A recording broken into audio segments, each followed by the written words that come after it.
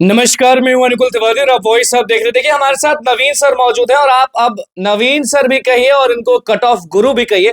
हम ऐसा इसलिए बोल रहे हैं क्योंकि ये जो कट ऑफ बताते हैं वही होता है। और पहले तो इनको बोला जाता है कि बाप रे बाप इतना कट ऑफ दे दिए, लेकिन जब कट ऑफ जारी होता है, जब रिजल्ट आता है तो एग्जैक्ट नवीन सर जो बताते हैं वही होता है। सबसे पहले तो सर, इतना भीड़ जो आपके यहाँ लग रहा है, ये सारे लोग 9-10 में है, 1 to 5 में भी हमने आपको देखा था, सारे स्टूडेंट्स पहुंच रहे हैं, सबका हो गया।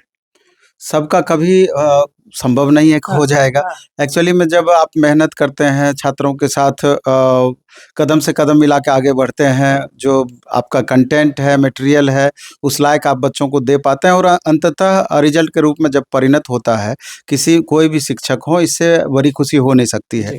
अभी आप देखें कट ऑफ का ही चर्चा किए, तो कट ऑफ हमेशा संभावित होता है, अनुमानित होता है।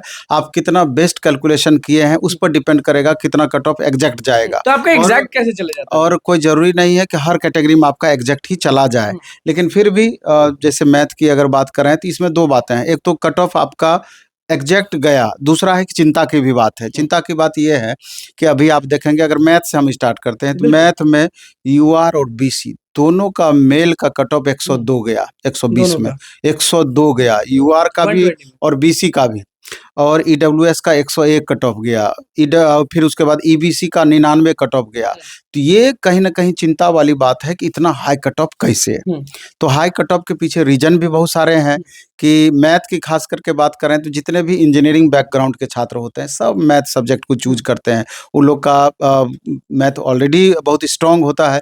दूसरा क्या कि मैथ का लेवल भी इस बार बनिस्बत थोड़ा-सा डाउन रहा था, जिसके वजह से भी कट ऑफ हाई गया। लेकिन सबसे बड़ा रीज़न ये है कि अफ़सोस तब होता है, कोई बीसी का कैंडिडेट 102 नंबर ला करके मार्क्स बराबर रह जाए और उसका फाइनल सिलेक्शन नहीं हो, बिल्कुल, डेट ऑफ बर्थ से छूट जाए। वहाँ टेंशन वाली बात है। ईडब्ल्यूएस का 101 मार्क्स बच्चों को आया और उसका फाइनल सिलेक्शन नहीं हो पाया और डेट ऑफ बर्थ के कारण बाहर चला गया। तो आखिर छात्र कितना मेहनत करें कि उनका फाइनल सिलेक्शन हो पाए।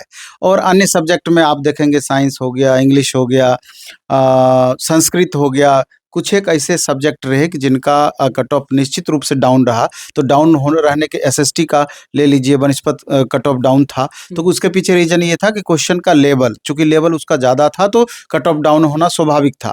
अब कुछ ऐसे कैटेगरी रहे कि जहाँ की मेल से भी फीमेल का कट ऑफ ज़्यादा चला गया। बिल्कुल। तो आप देखेंगे, अगर इंग्लिश की हम बात करें, साइंस की बात करें, तो ये कुछ एक सब्जेक्ट ऐसे हैं कि वहाँ पर शुरू से गर्ल्स कैंडिडेट का डोमिनेंसी ज़्यादा रहता है मेल कैंडिडेट के बनिस्बत।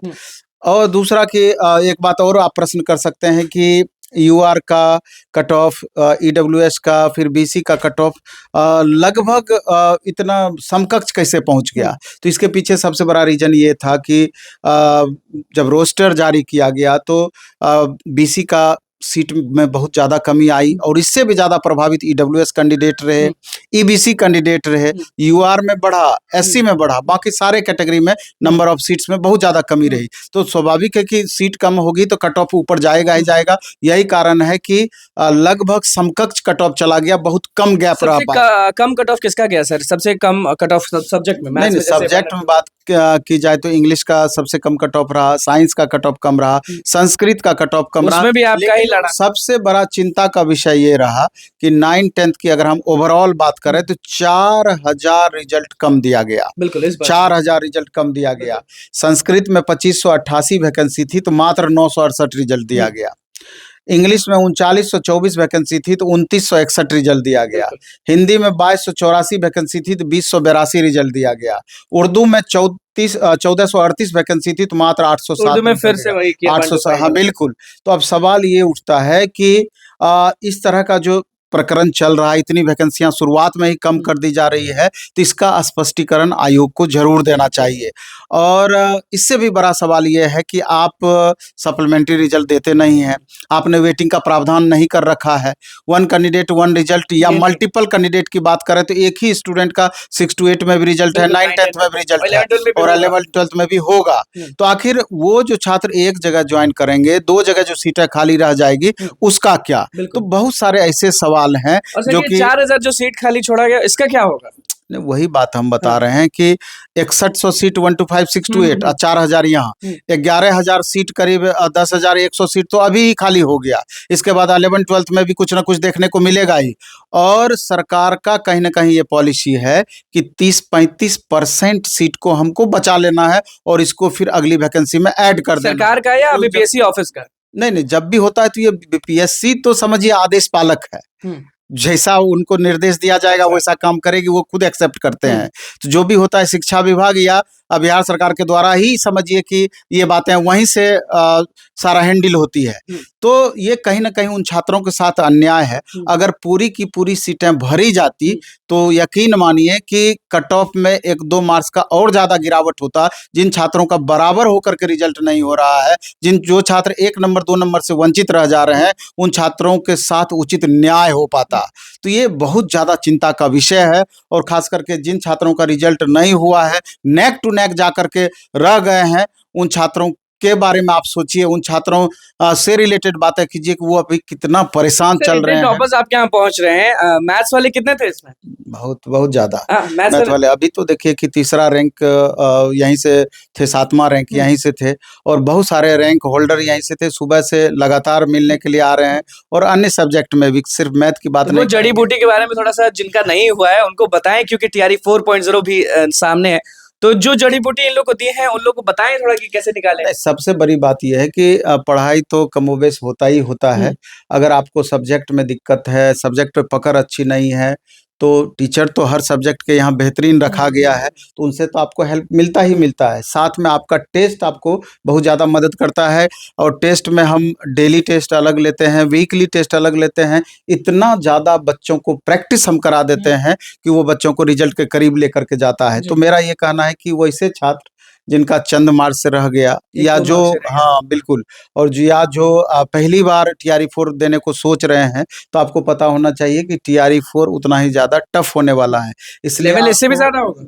लेवल की बात तो ये बाद में देखी जाएगी, बल्कि हर छात्रों को अब टीआरई 4 के कैंडिडेट को बहुत अधिक मेहनत बढ़ाने की जरूरत है, क्योंकि मेहनत में अगर थोड़ा भी कमी होगा तो वो रिजल्ट को प्रभावित करेगा। इसलिए वैसे चंद छात्र जो अगर आर्थिक रूप से सक्षम हैं, तो अगर संभव हो 4-5 महीने के लिए अगर आप पटना आ सकते हैं तो डायरेक्ट बैग एंड बैगेज आइए, 2-4-5 महीने इस माहौल का फ़ायदा उठाइए और हमको पूरा भरोसा है कि इसका लाभ भी आपको ज़रूर मिलेगा और रिजल्ट के करीब भी आप पहुंच पाएंगे। लेकिन अंततः वही बातें होती है कि मेहनत का कोई विकल्प नहीं है। और जो आर्थिक रूप से जिनको दिक्कत है, तो प्लेटफॉर्म बाय नवीन कुमार सिंह ऐप पर लगभग हर सब्जेक्ट का क्लासेस दिया गया है और मिनिमम कॉस्ट में। हमको नहीं लगता है कि ज्यादा रुपए आप लेते होंगे, एकदम मिनिमम कॉस्ट है और वो ऐसा कॉस्ट है कि सभी कोई उसको वहन कर सकते हैं, बहुत ज्यादा कॉस्ट। तो ये बात जो आप बोले ना सर, स्टूडेंट आपको देख रहे हैं तो वो अभी दिमाग में उनका हो रहा ना कि ये जो टॉपर्स का आप लाइन लगाए हुए हैं सुबह से, तो उसमें कितने ऐसे लोग हैं जो ये चीज का फायदा उठाए? जो ऑनलाइन आप कराते हैं उसमें कितने लोग होंगे जो ऑनलाइन हमेशा 60-70%, चूंकि ऑनलाइन का वॉल्यूम बहुत ज्यादा होता है तो रिजल्ट भी स्वाभाविक रूप से वहां से बहुत अधिक होती है। लेकिन थोड़ा सा अंतर होता है कि जो टीचर आपको बोर्ड पे खड़े होकर पढ़ा रहे हैं, उसका मजा आप और उसका फायदा बैठ करके पढ़ रहे हैं, तो कुछ ना कुछ तो अंतर होगा ही। लेकिन टेस्ट ही है तो आप ऐप पर भी टेस्ट दे सकते हैं, प्लेटफॉर्म बाय नवीन कुमार सिंह ऐप पर। फिर उसके बाद आप यहाँ आकर के भी एक टेस्ट का माहौल जो आपको मिलता है उससे भी आप लाभ उठा सकते हैं। डेली टेस्ट है, 1 to 5 हो, 6 to 8 हो, 9 10th हो, 11 12th हो। लेकिन सबसे बड़ी बात वही है कि खूब अच्छे से मेहनत कीजिए, जम के मेहनत कीजिए, तभी आपका रिजल्ट संभव हो। 4000 और सप्लीमेंट्री ये सब पर आवाज बुलंद करते रहेंगे कि नहीं करते? नहीं, 100% हर टीचर को बुलंद करना चाहिए आवाज, क्योंकि यहाँ छात्रों की हकमारी निश्चित रूप से हो रही है। बिल्कुल, देखिए नवीन सर हमारे साथ मौजूद थे, किस तरह से रिजल्ट के बाद बोले हैं और भी हम फिर से बता रहे हैं कि टीआरई 3.0 के रिजल्ट में तूफान और आंधी और बारिश सब चीज ले आए नवीन सर, और अभी भी लाइन लगा हुआ है। हम टॉपर्स जब भी इनके आएंगे, हम तो थोड़ा सा लेट हो गए, जब भी मिलेंगे हम उनका इंटरव्यू जरूर करेंगे। तो बस हमारे चैनल को सब्सक्राइब करें, पेज को लाइक करें। कैमरामैन सोम के साथ धन्यवाद।